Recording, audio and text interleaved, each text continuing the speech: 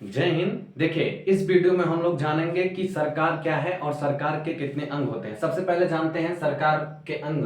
जैसे सरकार के 3 अंग होते हैं प्यारे साथियों। पहला है विधायिका, दूसरा है कार्यपालिका और तीसरा है न्यायपालिका। ऐसी स्थिति में विधायिका के लिए सवाल बनता है। सवाल क्या बनता है साहब कि विधायिका क्या होती है। विधायिका असल मायने में होता है प्यारे साथियों कानून बनाने वाला। यहां पर लिखे भी हैं, जहां पर भी विधि या विधान लिखे तो ऐसे कहा भी जाता है कि आपका विधान बन गया है। विधान बन जाने से मतलब है कि कानून, विधान, विधान मतलब हो जाएगा कानून, नियम। ठीक है, अभी हम लोग डांटते रहते हैं तो कहते हैं कि अभी तुम्हारी विधि बन जाएगी। दैट मीन्स कानून की बात कर रहे हैं। तो विधियों का निर्माण करने वाला कौन होगा? विधायिका होगा। और आपन सबके विधायिका के लिए कौन कौन काम करता है? सर्वोच्च विधायिका क्या है? दैट मीन्स ऐसे कहें कि नियम कानून अपन सबके यहाँ कहां बनता है, तो विधायिका कहां होती है? वो सर्वोच्च विधायिका जिसे कहा जाता है, और वह कौन है? संसद है। कौन है? संसद है। ठीक है, तो विधायिका यानी यहां से बनेगा, संसद से बनेगी नियम और कानून। दैट मीन्स उसे कहेंगे विधियां। अच्छा, दूसरा अंग है कार्यपालिका। ये क्या साहब है? असल मायने में प्यारे साथियों कार्यपालिका ही विधियों को लागू करता है।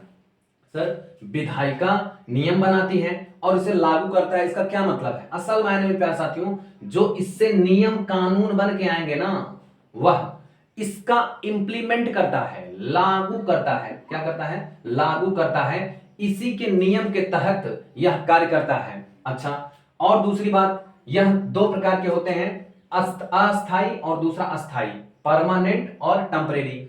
अब ऐसी स्थिति में जो निर्वाचित होते हैं उसे कहते हैं अस्थाई। जैसे भी सांसद हो गए, अच्छा ये सांसद और जितने हो गए सांसद विधायक ये सब हो गए अस्थाई हुए। लेकिन जो प्रशासक वर्ग की, जैसे हम लोग मान लीजिए कोई विद्यार्थी तैयारी कर रहा है तो प्रशासनिक, प्रशासन में कोई है, प्रशासनिक अधिकारी है, तो वह आएगा अस्थाई सदस्य में, वो परमानेंट होता है। ठीक है, तो कार्यपालिका 2 प्रकार से आई, अस्थाई अस्थाई। ये निर्वाचित होते हैं, इलेक्टेड होते हैं, और ये प्रशासक वर्ग होते हैं। ठीक है, और ये क्या होते हैं? परीक्षा के माध्यम से जाते हैं, सिलेक्टेड होते हैं। ये इलेक्टेड होते हैं, ये सिलेक्टेड होते हैं। अच्छा, तीसरी बात, न्यायपालिका क्या है?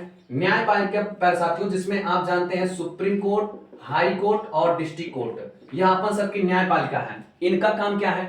असल मायने में प्यारे साथियों यूं होता है कि विधायिका संसद नियम कानून बनाती है, उसको उस नियम से, मान लीजिए कोई नियम आया, उसके नियम के तहत कार्यपालिका काम करती है।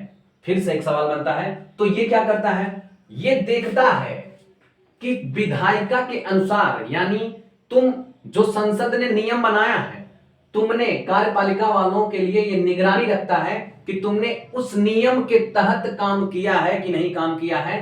ये इंपॉर्टेंट है न्यायपालिका के लिए। तभी इसे कहते हैं विधियों की वैधता।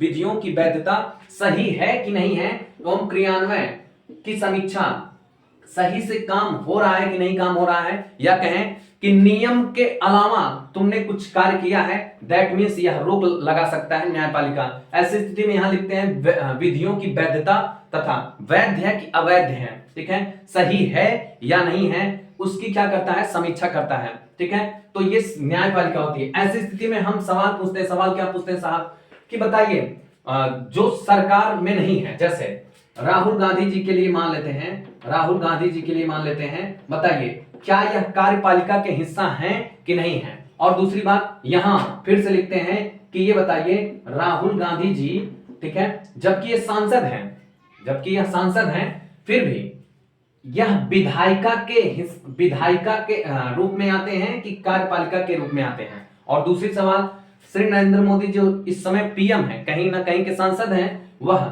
नरेंद्र मोदी जी, श्री नरेंद्र मोदी जी, ठीक है, मोदी जी के लिए बात करें तो वो विधायिका के अंतर्गत आते हैं कि कार्यपालिका के अंतर्गत आते हैं? ठीक है, ऐसे में सवाल बड़ा है। सवाल क्या है साहब? गंभीर है। असल मायने में प्यारे साथियों जो सांसद है, चाहे वह उसकी सरकार है या नहीं है, फिर भी वह विधायिका का अंग है, विधायिका के रूप में कार्य करता है।